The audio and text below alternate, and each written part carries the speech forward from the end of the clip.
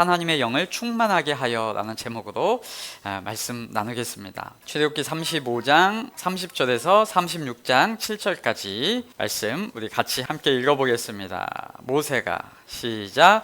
모세가 이스라엘 자손에게 이르되 볼지어다 여호와께서 유다 지파 훌의 손자여 우리의 아들인 부살레를 지명하여 부르시고 하나님의 영을 그에게 충만하게 하여 지혜와 총명과 지식으로 여러 가지 일을 하게 하시되 금과 은과 노추로 제작하는 기술을 고안하게 하시며 보석을 깎아 물리며 나무를 새기는 여러 가지 정교한 일을 하게 하셨고 또 그와 단 지파 아히사막의 아들 오홀리압을 감동시키사 가르치게 하시며 지혜로운 마음을 그들에게 충만하게 하사 여러 가지 일을 하게 하시되 조각하는 일과 세공하는 일과 청색, 자색, 홍색 실과 가는 배의 실로 수 놓는 일과 짜는 일과 그 외에 여러 가지 일을 하게 하시고 정교한 일을 고안하게 하셨느니라. 부살렐과 오홀리압과 및 마음이 지혜로운 사람 곧 여호와께서 지혜와 총명을 부으사 성소에 쓸 모든 일을 할 줄 알게 하신 자들은 모두 여호와께서 명령하신 대로 할 것이니라. 모세가 부살렐과 오홀리압과 및 마음이 지혜로운 사람 곧 그 마음에 여호와께로부터 지혜를 얻고 와서 그 일을 하려고 마음에 원하는 모든 자를 부르매 그들이 이스라엘 자손의 성소의 모든 것을 만들기 위하여 가져온 예물을 모세에게서 받으니라. 그러나 백성이 아침마다 자원하는 예물을 연하여 가져왔으므로 성소의 모든 일을 하는 지혜로운 자들이 각기 하는 일을 중지하고 와서 모세에게 말하여 이르되 백성이 너무 많이 가져오므로 여호와께서 명령하신 일에 쓰기에 남음이 있나이다. 모세가 명령을 내리매 그들이 진중에 공포하여 이르되 남녀를 막론하고 성소에 드릴 예물을 다시 만들지 말라 하매 백성이 가져오기를 그치니 있는 재료가 모든 일을 하기에 넉넉하여 남음이 있었더라. 아멘. 저는 성경을 읽으면 읽을수록 참 재미가 있습니다. 그냥 읽으면 우리나라와 먼 나라의 이야기, 이스라엘에 이런 일이 있었구나, 그저 이스라엘의 과거사를 읽어 나가는 것 같고 또 나와는 상관없는 이야기로 들릴 수가 있죠. 그러면서 사람들은 예배 시간에 성경 이야기를 뭔가 듣는 것보다 이 세상에서 살아가는 이야기, 아니 그 성경이 있는 건 있는 건데 그것을 어떻게 빨리 적용해서 나에게 득이 되게 하는가, 그 생각에 마음이 맞춰져 있는 것 같습니다. 왜냐하면 이 세상에서 나 하나 살기도 바쁜데 남의 나라 이야기 알아서 뭐하나 이런 생각이 들기 때문입니다. 사실 성경은 남의 나라 이야기가 아니라 하나님의 이야기이고요, 그 하나님께서 하나님의 백성과 함께하는 이야기라는 것 우리는 기억해야 합니다. 그 백성이, 하나님의 백성이 저와 여러분이기도 하다는 사실을 이해하고 보시면 정말로 흥미롭고 이 현재의 삶 속에서도 여전히 적용 가능하며 우리에게 유익한 이야기라는 것을 기억하시면 좋겠습니다. 지난주에 이어서 오늘 본문은 하나님의 임재를 가시화해서 보여주는 성막이라는 그 구조물을 실제적으로 짓는 이야기가 나옵니다. 35장 초반부에서 그 성막을 지으려고 할 때 계속 나왔던 표현이 어떤가 기억해 보시면 백성들이 자원하는 마음으로 즐겨하였다, 기뻐하였다, 감동하였다, 하나님의 영에 충만하여 그 일을 행하였다 라고 하면서 하나님의 성막을 지을 재료들을 계속 가지고 나왔다고 했습니다. 그렇게 가지고 나온 재료로 이제 모세가 성막 짓는 자들에게 그걸 넘겨주어서 그 성막 짓는 내용이 오늘 본문입니다. 자, 여기서도 성경의 관점은 성막을 짓는 일, 그 성막을 건축하는 그 사명, 미션을 수행하는 것, 그것에 맞춰져 있지 않다는 것을 우리는 꼭 기억해야 합니다. 여러분, 그 건축이 목적되어서 지금 이 사람들이 성막 지으라고 하나님이 말씀하시는 것이 아닙니다. 하나님의 목적은 언제나 그 일, 그것 자체가 아니라 그 일을 통하여 사람들을 가르치시고 그 일을 통하여 그 사람들의 마음을 변화시키시고 그 사람과 함께 하시는 것, 그것이라는 것을 우리는 꼭 기억해야 합니다. 하나님의 사랑이 펼쳐지는 그 인간, 그 하나님의 백성에게 하나님의 마음이 담겨져 있다는 사실을 우리는 염두에 두시면서 오늘 이 본문을 기억해야 할 것입니다. 자, 교회에서도 그런데 교회 일을 한다고 말을 하죠. 멋지게 성경의 표현을 빗대서 사역이라고 얘기합니다. 교회 일을 하는 사람, 그래서 사역자라고 표현을 하기도 하죠. 그런데 이것이 세상에서 말하는 일의 개념, 그 개념과 성경에서 말하는 사역, 그 일의 개념이 어떻게 다른가를 이해해 보면 좋겠습니다. 자, 먼저 우리는 하나님이 하시는 일과 인간이 하는 일을 구분해야 합니다. 어떤 교회에 가면 종종 이런 구호가 앞에 또는 교회 입구에 붙여져 있어요. 우리가 하나님의 일을 하면 하나님은 우리의 일을 하신다. 이런 교회, 이런 표어가 붙여져 있는 곳에 한번 가보셨나요? 저는 종종 봤습니다. 이런 표현 멋지죠? 우리가 하나님의 일을 하면 하나님은 우리의 일을 하신대요. 정말 아주 멋진 표현 같지만, 근데 한 번 더 생각해 보면 이렇게 되면 큰일 납니다. 그렇게 하면 누가 힘들까요? 그 말의 뜻을 잘 한번 생각해 보면 인간이 정말 죽어나는 거예요. 인간이 할 수 있는 일이 있고요, 하나님만이 하실 수 있는 일이 있어요. 그런데 그걸 바꾸어서 하나님이 하실 일을 인간이 하게 되면 정말 힘들죠. 인간이 할 수 있는 일만 인간이 하고요, 하나님만이 하실 수 있는 일은 하나님이 해 주셔야 그것이 가장 좋습니다. 굳이 뭐하러 그걸 바꿔서 하냐고요. 굳이 왜 그렇게 합니까? 실제적으로 인간끼리 일을 할 때도 회사 회장님이 하셔야 하는 일이 있고요, 그리고 신입사원이 해야 되는 일이 있습니다. 그게 가장 좋죠. 실제로 일을 하면 그래요. 회장님은 전화 한 통 넣으면 되는 일을 신입사원이 그 일을 한다고 하면 가서 하루 종일 묻고 따지고 애원하고 매달려도 안 되는 경우가 많기 때문입니다. 여러분, 교회에서도 그런 일, 그런 인식이 종종 혼재합니다. 교회에서도 많이 문제가 되고 최근에 와서 많이 이제 이슈가 되고 있는 일이 있죠. 옛날에는 아예 이슈도 안 되고 매장되고 감추어졌던 일, 부사역자들에게 교회에서 교훈을 준다고 하면서 이런 말을 종종 했었습니다. 담임 목사처럼 의식을 가지고 일해라 라고 말을 하고 했답니다. 여러분, 그 의도는 잘 아시겠죠? 열심히 해서 너도 담임이 되는 훈련을 해라, 그거잖아요. 네, 의도는 알겠으나 그 말을 한 이후에 이 부사역자를 밤낮 없이 쉴 틈 없이 부른답니다. 그러면 될까요? 그러면 안 돼요. 그러면 안 돼. 그건 담임이 자기 책임을 미루는 말입니다. 그러면서 처우는 세상에서도 안 그러게 하는 처우를, 열정페이를 강조한다고 합니다. 세상에 정말 부끄러운 모습이죠. 그런데도 요즘 과감히 도전하시는 분들은 한마디씩 하죠. 이런 현실을 놓고 요즘 전도사들은 신앙의 야성을 잃었다고 말합니다. 그때 제가 신학교 때 상담학 교수님이 그런 말을 듣고 한마디 하셨습니다. 교회가 신앙의 야성을 잃은 거는 맞습니다 라고 하면서 이제는 신앙의 상식을 찾아가셨으면 좋겠습니다 라고 말하더라고요. 여러분, 자신에게 맡겨진 일들, 그거 자기 위치에서 성실하게 해내는 것, 그것이 가장 좋은 것입니다. 그게 벗어나기 시작하면요, 업무 태만이 되는 것이고요, 직무유기가 되는 것이고요, 반대로 가면 직권남용이고요, 불합리한 책임을 과도하게 지어서 그 사람 힘들게 되는 것입니다.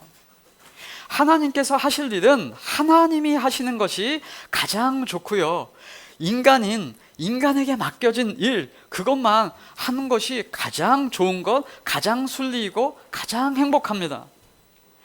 그런데 사람들은 우리가 하나님의 일을 하자 그러면 하나님은 우리 일을 하신다, 이렇게 말하면 뭔가 말이 멋지고 내가 하는 일에 큰 자부심이 생기고 뭔가 대업을, 큰 사명을 성취하는 듯하게 거창하게 말을 한단 말입니다. 말은 멋진 것 같습니다만 엄밀히 따지고 보면 그렇게 가면 기독교도 세상의 여러 종교적 방식, 공로를 세워서 복 받아내는 방식, 큰 욕망의 표현으로 해내는 방식, 그리고 언어 유의적인 방식이라고 저는 생각합니다. 지금은 잘 안 그런 것 같지만 옛날 우리나라도 어떤 믿음이 좋다고 자부하는 사람들은 이런 경우가 있었어요. 하나님의 일 하겠다고 자신에게 맡겨진 가정 뒤로 하고 팽개치고 그 하나님의 일이라고 선언하면서 그 일만 심취했던 목회자들, 사역자들이 많이 있었습니다. 여러분, 그런데 그게 성경적으로 맞습니까? 신앙적으로 바르지 않습니다. 그것 때문에 힘들어하는 기독교 1세대의 기독교 자녀들이 상당히 많이 있죠. 부모는 하나님께서 맡겨주신 그 가정에서 인간, 부모의 역할을 해야 하는데 하나님의 일 한다고 가정은 뒷전으로 여기면 그거 하나님께 불충한 일입니다. 예수님께서 바리새인들이 고르반이라고 하면서 하나님께 하였다라고 하면서 부모를 살피지 않았을 때 말씀하신 내용을 기억해야 하고요. 디모데전서에 보면 가족을 돌보지 않는 자는 믿음의 배반자라고 말할 만큼 강하게 가정을 살필 것을 말한다는 것을 우리는 명심해야 하죠. 우리에게 맡겨주신 가정을 소홀히 하면서 신앙생활 열심히 한다? 있을 수도 없고 있어서도 안 되는 얘기입니다. 그것은 성경과도 신앙과도 반하는, 믿음을 배반하는 어리석은 일이라는 사실을 기억하셔야 합니다. 사람의 일은 사람이 하고요, 하나님께서 하실 일은 하나님이 하시도록 믿고 맡기는 것이 가장 좋습니다. 그게 믿음이에요. 그게 믿음. 그 하나님을 못 믿으니까 그것까지 자신이 하려고 그렇게 하면 믿음이 없는 것 아닙니까?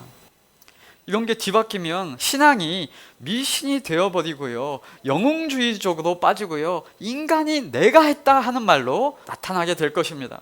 그러면 기독교도 타종교와 똑같아져 버릴 것입니다. 저도 그거를 잘 경계하려고 제 마음을 스스로 잘 살펴봅니다. 여러분, 제가 이 자리에서 여러분의 마음을 감동시키고 여러분의 믿음을 막 키워드리고 여러분에게 기도 응답을 막 해드릴 수 있을까요, 없을까요? 그렇게 하고 싶은 욕망이 이 설교자들에게는 많이 있어요. 내가 한번 올라가서 설교 한 판에 뭔가 막 감동을 주고 눈물바다를 만들어내고 막 이런 마음이 유혹이 듭니다. 그런데 생각해야 합니다. 아, 나는 그렇게 할 수 없다라고 해야 합니다. 네, 그건 제가 할 수 있는 일이 아니라 하나님이 하실 일입니다. 하나님이 하실 일. 그걸 제가, 사람이, 설교자가 하려고 하면요, 매주 심리적 압박을 해야 하고요, 여러분의 마음을 들었다 내려놨다 하려고 하는, 선동을 하려고 해야 할 것이고요, 그걸 요즘 전문용어로 가스라이팅 하는 자가 되는 겁니다. 목사는 뭘 해야 합니까? 신학교 때 다 배우는 거거든요. 허락된 자리에서 하나님의 말씀을 전달해라, 하나님의 말씀을 설명해라, 그게 설교다 라고 배웠거든요. 그저 하나님의 말씀을 선포해라 라고 얘기하는 겁니다. 네, 저는 그래서 허락된 이 자리에서 하나님의 말씀을 함께 나눈 것에 기쁘게 최선을 다할 뿐입니다. 네, 이게 제가 할 일입니다. 내가 뭔가 감동을 짜내서 만들어내는 것 아니고요, 하나님이 일하셔야 하며 내가 그들의 마음을 변화시켜내는 것 아니고 하나님께서 은혜 주셔야 같은 말씀을 가지고도 하나님의 은혜를 받을 수 있는 것이고요, 사람이 하는 일, 하나님이 하실 일을 우리는 그저 알고 우리는 우리에게 주어진 그 삶을 어떤 자리에 있던 간에 그 하나님의 마음으로, 주님의 마음으로 죽게 하듯 하며 모든 일들 가운데 성실하게 주님의 마음으로 살아가는 것, 그것을 하며 살아가시기를 권면을 드립니다. 자, 하나님이 하실 일, 인간이 하실 일의 구분을 우리가 한번 생각해 봤고요. 또 한 가지 일에 대해서 생각해 봐야 하는 것, 우리는 하나님의 일을 행하시는 원리와 죄가 행하는 죄의 원리를 우리가 구분할 줄 알아야 합니다. 성도가 되어서도 하나님의 원리, 하나님의 방법, 하나님의 기준, 하나님의 가치를 모르면 이 세상과 똑같은 기준밖에 모르게 되고, 그렇게 하나님의 원리가 아닌 그 마음으로 행하면 인간에게 참 기쁨과 평안과 안식과 자유가 있을 수 없다는 것을 우리는 구분해야 합니다. 구분할 수 없으면 성경의 믿음이 자기의 철학과 신념에 속해지고, 그러면 그것은 자기가 믿는 하나님, 자신이 말하는 하나님, 자신이 설명하는 그 세상적인 하나님, 즉 무속신앙이 되어버리는 것입니다. 세상에서 선동하여 일하는 방식과 하나님의 일하심을 알고 자원함으로 나타나는 원리는 다르다는 것입니다. 세상에서는 권위로 압박하고 감독관을 세우고 감시해서 채찍질하여 억지로 파워를 위하여 일하는 방식으로 몰고 가죠. 그러나 하나님이 일하시는 방식, 오늘 살펴볼 건데, 그 마음에 하나님의 마음을 채워서 감동케 하셔서 일하시는 방식, 그것이 너무나 다르다는 것을 우리는 이제 보게 될 것입니다. 자, 오늘 본문 30절을 함께 보도록 하겠습니다. 제가 읽어볼게요. 모세가 이스라엘 자손에게 이르되, 볼지어다 여호와께서 유다 지파 훌의 손자여 우리의 아들인 부살레를 지명하여 부르시고 하나님의 영을 그에게 충만하게 하여 지혜와 총명과 지식으로 여러 가지 일을 하게 하시되입니다. 자, 모세가 하나님의 말씀을 전달했습니다. 이때 주어가 누구입니까? 여호와께서입니다. 여호와께서, 하나님께서 라고 하면서 그 뒤에 일을 하셨다라고 말하는 거예요. 한마디로 하나님께서 하셨다, 그 일을 얘기하는 겁니다. 하나님께서 부르시고 하나님께서 영을 충만하게 하셨고 하나님께서 여러 가지 일을 하게 하셨답니다. 오홀리압과 부살렐이 그 성막 짓는 일, 그 노동, 그 수고를 했지만 하나님이 그들을 부르셨고 하나님이 그들을 충만하게 하셨고 하나님이 그들에게 할 수 있도록 지혜를 주셔서 하셨다라는 것입니다. 즉 그들이 일을 했지만 그렇게 할 수 있게 하신 분이 누구시다? 하나님이시다라는 겁니다. 그때 하나님이 사람을 어떻게 하시느냐라는 것, 이 표현이 아주 멋집니다. 성경은 그들을 부르셨다라고 말해요. 부르셨다.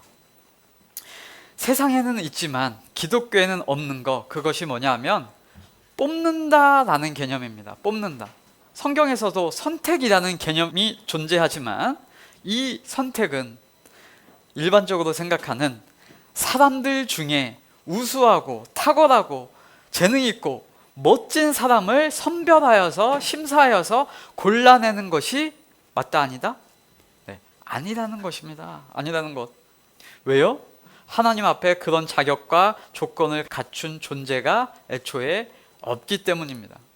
성경의 기준은 모든 사람이 죄인이고요, 모든 사람이 악하고 모든 사람이 하나님을 모른다라고 말합니다. 그런데 성경에서 하나님이 우리를 택하셨다라는 말입니다.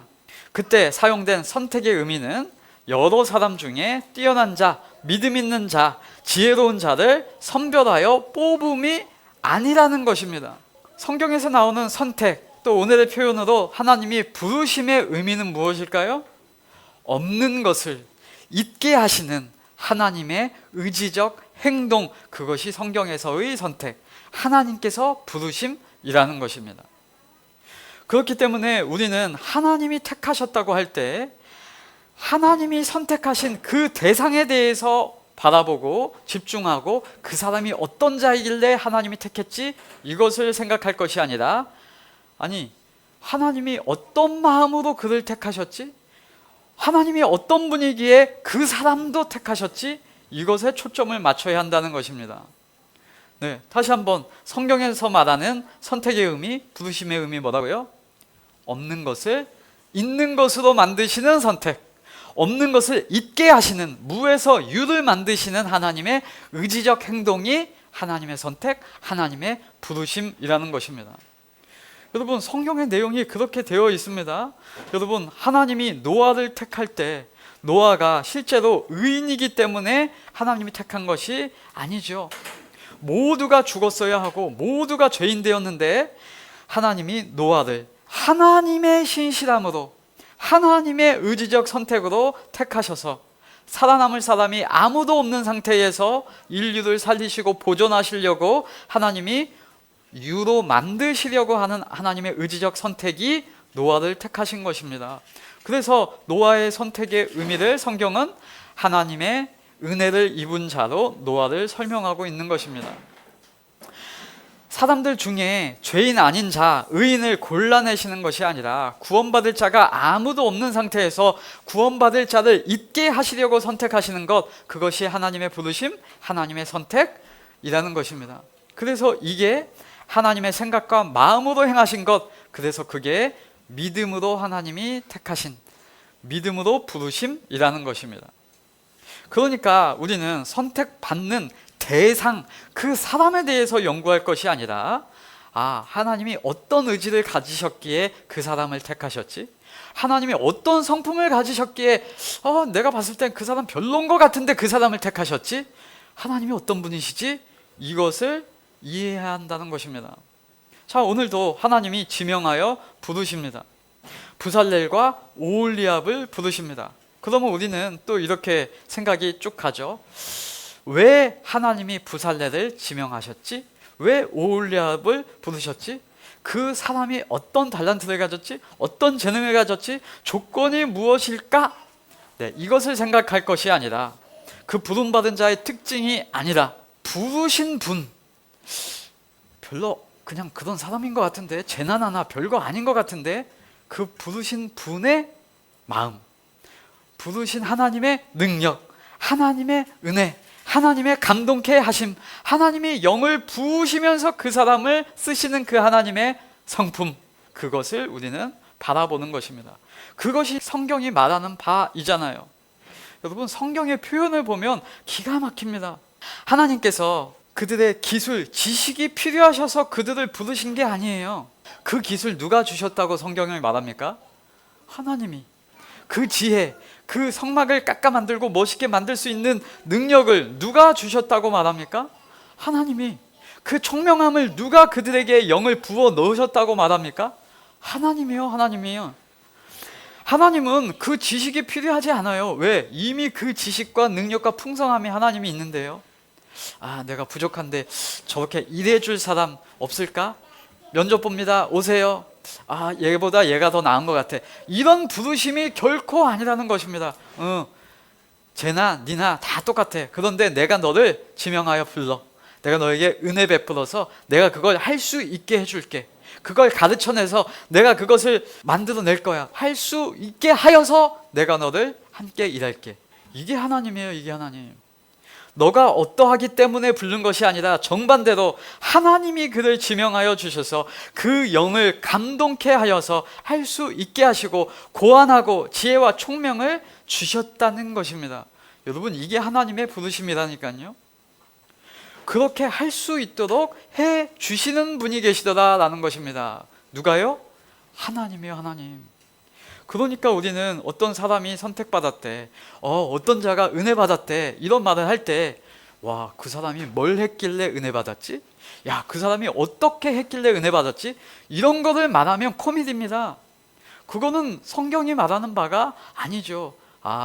저 사람이나 나나 모두가 할 수 없는 자였는데, 와, 하나님이 그를 부르셔서 그를 그렇게 만들어 내셨구나.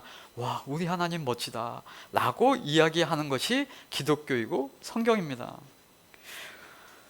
그러니까 정리해보면 우리는 하나님이 누구를 부르셔서 사용하셨다 라고 할 때 선택받은 그 사람의 특징, 그 사람의 모습에 집중해서 와, 우리도 그 사람처럼 됩시다 이렇게 할 것이 아니라, 그 사람을 부르시고 그를 만들어 가시는 하나님, 그 하나님의 성품에 집중해 가야 하는 것이 맞다는 것입니다. 우리는 성경을 볼 때 그래서 와, 모세 대단하네, 우와, 다윗 정말로 멋지네, 우와, 집사님, 우와, 권사님 정말 멋진 일을 하셔서 하나님이 은혜 주셨네요, 이런 걸 강조하는 것이 아니라, 그를 그렇게 있게 하시고 집사답지 않은 자를 집사로 세우시고 하나님을 아는 자로 만들어 가시는, 우리를 성도 세우신, 성도 만드신 그 하나님을 바라보는 것입니다. 와, 우리 하나님 정말 멋지시고, 와, 이 목사 같지 않은 자들 목사로 세워가신 그 하나님의 은혜와 긍휼이 정말로 풍성하네요. 와, 우리 하나님 대단하십니다. 이런 자도 변화시키셔서, 이런 파렴치한 사람도, 야, 이런 제자감이 안 되는데, 쟤는 도무지 제자도 안 되는 자를 하나님이 부르셔서 변화시켜 내셔서 이런 쓸만한 자로 만들어 내셨네요. 네, 그게 성도의 고백, 성도의 간증이고 우리의 고백인 줄 믿습니다. 하나님 정말 감사합니다. 그러니까 우리 먼저 부름받은 사람들은 착각하지 말아야 합니다. 와, 내가 부름받은 거 보니까 내가 하나님께 뭔가 쓸모가 있었나 보구나, 내가 그래도 믿음이라는 것이 있었나 보구나 하고 자기 교만에 빠지면 안 되고, 빠질 수 없고요. 아직 그 사람처럼 쓰임받지 못한 사람도 낙심할 이유가 전혀 없습니다. 그런 생각을 종종 하죠. 내가 쟤보다 못한 게 뭐요? 내가 쟤보다 못한 게 뭔데 왜 쟤는 저렇게 하나님께 쓰임받고 왜 나는 이렇지? 하고 시기하고 질투할 필요가 없다는 것입니다. 하나님의 때에 하나님이 하나님의 방법으로 하나님이 일하실 것이기 때문입니다. 세상의 일에 대한 인식과 교회의 일에 대한 인식이 달라져야 함을 말씀드렸습니다. 교회에서도 선택이라는 것을 자격과 조건 있는 사람 중에 잘난 자를 선택한다라고 생각하니까 그때부터 성경에 대한 이해 문제가 발생하고 삶에 적용하는 바가 달라지는 거예요. 그렇게 생각하면 뭔가 특혜가 있어야 된다고 생각하죠. 왜요? 내가 쟤보다 잘했는데, 내가 쟤보다 더 나은데. 그러니까 그것에 선택되려고 한다면 어떻게 해야 되겠어요? 하나님 앞에, 하나님 제가 나보다 좀 더 못한데요? 라고 강조해야 하잖아요. 왜? 택함 받아야 하니까. 그래야 하나님이 부르신다고 생각하면 그렇게 해야죠. 그러나 성경은 거꾸로 말합니다. 나보다 남을 낮게 여기래요. 더 멋지게 여기래요. 어떻게 그게 가능하죠? 세상의 인식으로는 불가능하죠. 그러나 기독교적 인식, 하나님의 뜻으로 하면 가능합니다. 내가 이렇게 은혜 받은 거, 쟤는 나보다 나. 왜요? 은혜 받지 않아도 살아갈 수 있어. 그런데 나는 하나님이 은혜 주셔야만 살아갈 수 있는 자야.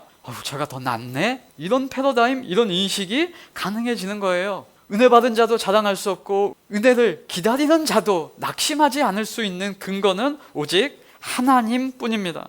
뭔가 특혜가 있어야 하고 나보다 제가 더 안 좋은 것처럼 보이려고 하는 것, 그거 세상의 경쟁체제, 세상의 일의 방식입니다.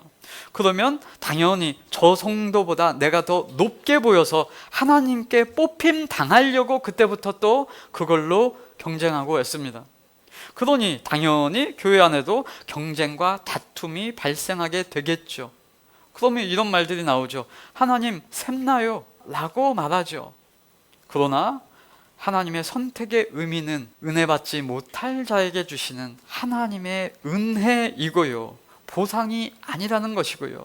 그런 자도, 그런 성품이 있는 자도 하나님은 은혜로 받아준다라는 표현이고요. 그런 연약한 자도, 그런 악한 자일 때에도 하나님은 하나님의 성품으로 은혜 준다라는 것입니다. 그런 의미를 알고 보면 셈이 안 나죠. 구원받은 저와 여러분은 모두 죽은 나뭇가지 같은 존재였다는 것을 기억해야 하죠. 그런 우리들, 농부이신 하나님께서, 예수께서 죽은 나무에서 이제 생명나무로 접 붙여주셔서, 예수님께 접 붙여서 그 일하시는 하나님께서 물 주시고 영양을 주시고 일하셔서 기경하셔서 우리의 마음밭을 갈아주셔서 옥토 삼으시고 꽃 피고 싹이 나고 열매 맺도록 하시는 것입니다. 그것이 하나님의 일하심이고 그 표본이 교회여야 하는 것입니다. 그러니까 선택받은 우리는 자격이 있었던 자들이 아니라 하나님께 은혜 받은 사람이라는 것입니다. 부름받은 사람, 선택받은 사람은 이미 하나님의 복을 받은 사람, 소유한 사람이라는 사실도 알아야 하죠. 하나님께 선택받았으니 이제 내가 그 일을 잘 해내므로 이제 상 받는다, 이런 것이 아니라, 그런 패러다임이 아니라 선택받은 것 자체가 이미 은혜이고 상이다, 그것이 복이다, 그 예수가 복이다 라는 것입니다. 그 하나님의 은혜와 복을 누리며 사는 것, 그것이 성도에게 허락된 최상의 축복입니다. 자, 모세가 하나님께 선택을 받았습니다. 선택받았으니, 일을 했으니 이제 나중에 모세가 더 특별하게 상 받은 것, 복 받은 것 있습니까? 네, 그런 얘기 성경에 없습니다. 왜냐하면 이미 선택받은 것 자체가 하나님과 함께 동행함이 상이고 축복이기 때문입니다. 목동이었던 다윗이 왕 될 수 있었던 것 자체가 하나님의 은혜요, 상인 것입니다. 오늘 본문에 나오는 오홀리압과 부살렐이 선택받아서 일했다고 해서 그들이 이제 포상받나요? 그들에게 보상이 있나요? 아니요. 하나님의 일에 사용되었던 것 자체가 이미 은혜이고 상이라는 것입니다. 본문에 계속해서 반복되는 동사가 하나님을 주어로 하고 있습니다.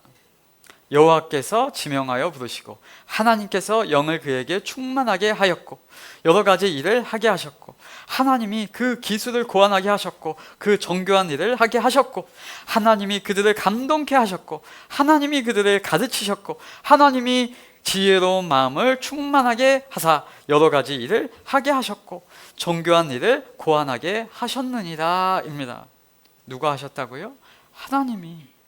특히 31절 하나님이 감동시키셨다, 하나님이 영이 그에게 임하였다, 이 표현이 하나님이 일하셨다라는 표현입니다. 또 36장 1절도 보면 부살렐과 오홀리압과 및 마음이 지혜로운 사람 곧 여호와께서 지혜와 총명을 부으사 성소에 쓸 모든 일을 할 줄 알게 하신 자들은 모두 여호와께서 명령하신 대로 할 것이니라. 여기서도 하나님께서 그들에게 할 줄 알게 하셨다라는 것입니다. 자, 이때 부름받은 자들이 일을 가장 잘하는 표현은 무엇일까요? 그게 뭐냐면 하나님이 명령하신 대로 할 것이니라 입니다. 다른 말로 하나님이 말씀하신 대로 해라, 그것이죠. 그 하나님의 말씀이 가장 좋고 가장 진리이고 가장 인간에게 유익하고 가장 평안하고 가장 좋기 때문에 그렇게 하라고 하는 것입니다. 자, 이 이스라엘 사람들이 애굽에서 큰 신전들, 신상들을 보고 살았을 것입니다. 그거 짓다가 말고 나왔죠.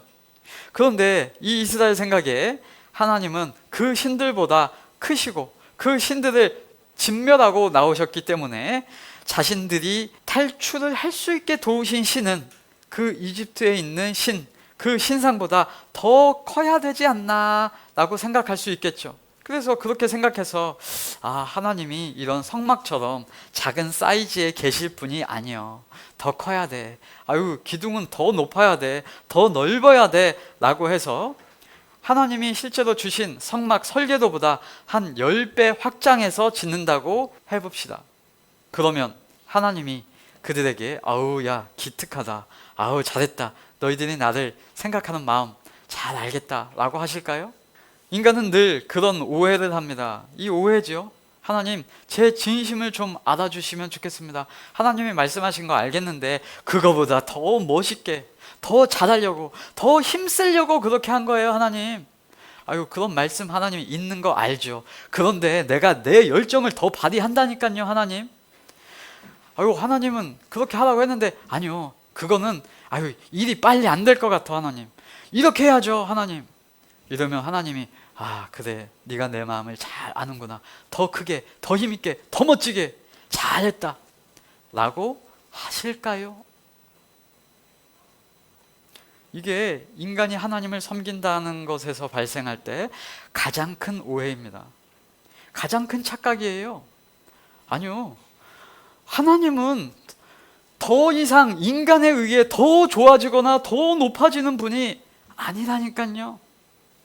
하나님의 말씀대로 하는 것이 인간에게 좋고 하나님을 잘 섬기는 가장 멋진 일입니다. 여러분, 하나님 때문에, 하나님 핑계로 욕망을 부리면서 자신의 것을 더 챙기려고 하면서 말하는 그 오해, 그 착각, 그 종교의 원리에 속지 마시기 바랍니다. 아니요, 그렇게 하는 거 잘하는 거 아니에요. 어떤 사람들은 교회에 힘이 있어야 된다고 하면서 말합니다. 말을 좀 뻥뻥 크게 하려면 세상에 보일 것이 있어야 된다. 그러면서 물질적 풍요도 많이 얘기를 하죠.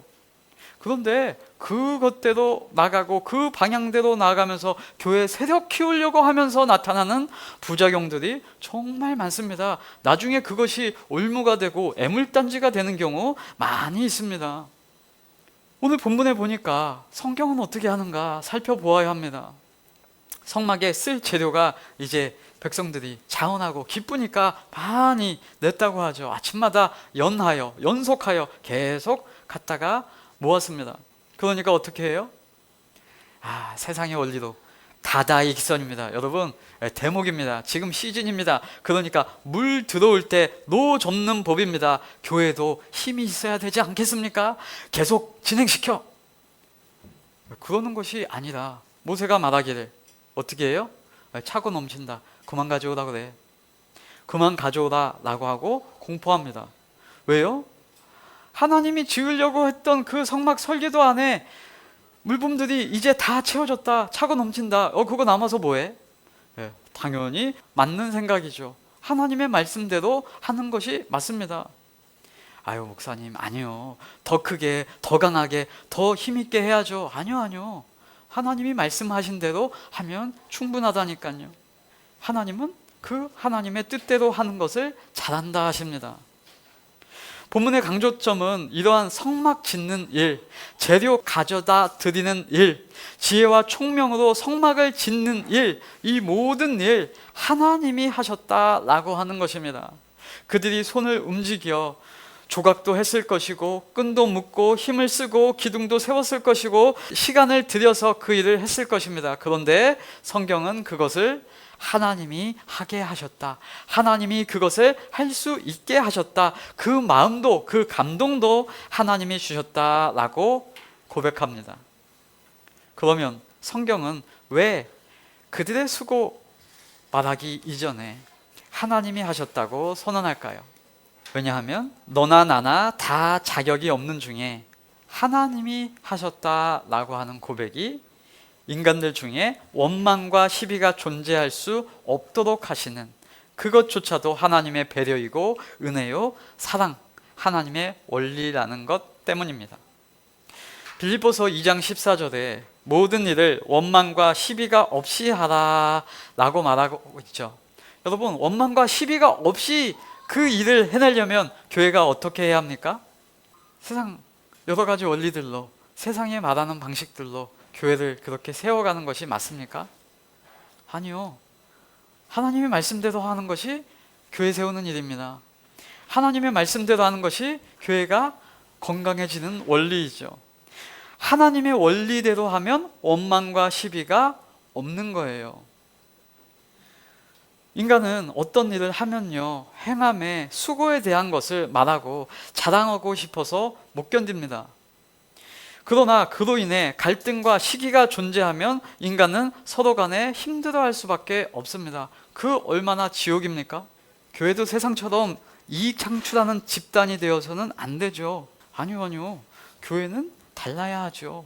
세상에 그렇게 여러 경쟁 속에서 살다가도 하나님의 말씀이 있구나, 하나님의 원리가 있구나, 교회 갔는데 하나님의 위로함이 있구나, 그것이 교회이구나, 원망과 시비가 있을 수 없구나, 존재할 수 없구나, 그것이 하나님의 원리와 운영되는 이 교회여야 하죠.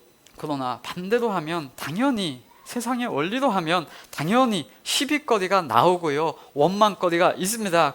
인간의 경쟁과 자랑과 크고 작음을 강조해서 원망과 시비거리를 만들어내요. 그러면 당연히 원망이 나와요. 그럴 때 하나님이 원망 불평하지 말라고 했다고 또 입을 틀어 막아요. 그러면 성도들이 교회에서 속병이 나고 썩는 겁니다. 이 악순환 반복해서는 안 됩니다. 그렇게 할 것이 아니라 그 일이 목적이 아니지 않냐, 하나님의 마음이 무엇이냐, 두세 사람이 모인 자리 가운데도 내가 너희와 함께 한다 라고 하셨지, 야, 우리 가정 가운데 천국이 되고, 야, 우리 교회 적은 수 모인 자들 가운데서도 하나님의 마음이 통용되고, 와, 그 하나님의 원리가 나타나는구나. 그런데 하나님, 이거 언제 많아지고 언제 성장해요? 그건 너희가 걱정할 게 아니야. 하나님의 뜻이 하나님의 때에 하나님이 이루신다. 우리는 그렇게 가는 거예요. 우리는 그렇게. 교회도 다 많이 성장했습니까? 네, 성장은 주님께 맡기세요. 뭘 할까요? 우리는 하나님의 마음으로 사십시다. 하나님의 말씀을 누립시다. 하나님의 그 평안을 가지고, 와, 이 평안하대. 야야야, 봐봐봐. 하나님의 마음으로 살아가는 게, 야, 성경의 원리가 이렇더라. 야, 친구야, 하나님의 원리가 있더라니까. 네, 이게 맞죠. 하나님적 원리로 시작하고 하나님적 원리로 살아가는 것이 가장 좋고 평안하고 행복하고 선합니다.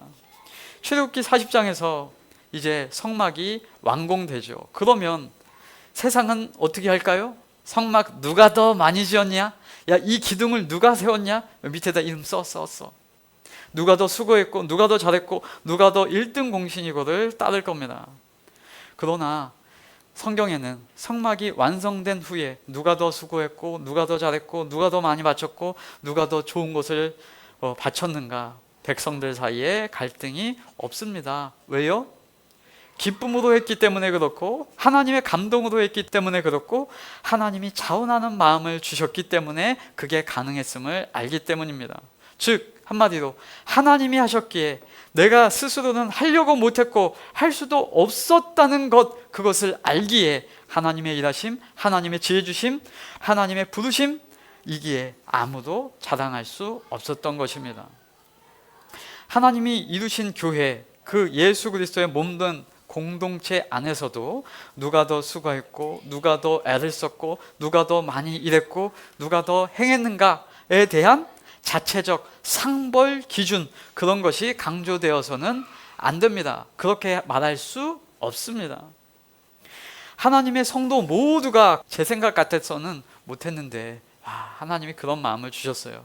하나님의 마음과 생각, 그 믿음으로 하나님이 이루셨네요 라고 하는 진실적 고백이 우리에게 있는 줄로 믿습니다. 그러면 인간 중에는 아무도 자랑할 수 없고, 아무도 낙심할 수 없고, 누가 더 수고했다 하는 어떠한 근거도 없게 되는 것입니다. 이것이 하나님의 원리입니다. 여러분, 이 원리 하나만 가지고서도 세상의 많은 문제들이 해결될 겁니다. 세상에서는 우리 예수님의 제자들도 그런 본문이 있는데, 아이나 어른이나 늘 얘기하는 게 그거죠. 누가 크냐? 누가 더 잘했냐? 누가 더 공을 세웠느냐? 그런데 하나님의 원리로 하면 그것이 사라지고, 너도 은혜였구나. 나도 은혜였어. 우리 모두가 한 지체구나. 모양은 달라, 행동은 달라, 모습은 달라. 그러나 각각 기능의 모습들이 각 처소에서 발현되는구나. 예수 그리스도를 머리로 한 몸이구나, 한 교회구나, 모두가 하나님의 성도이구나, 모두가 한 지체이구나 하고 하나님을 찬양하고 하나님을 감사할 수 있는 것입니다. 그래서 저와 여러분은 하나님의 말씀대로 하니 하나님 때문에 평안하고, 하나님 때문에 즐겁고, 하나님에 의하여 복된 성도 신앙과 그 삶을 우리 삶 가운데 영위하며 풍성히 만끽하며 살아가시기를 예수 그리스도 이름으로 축원합니다.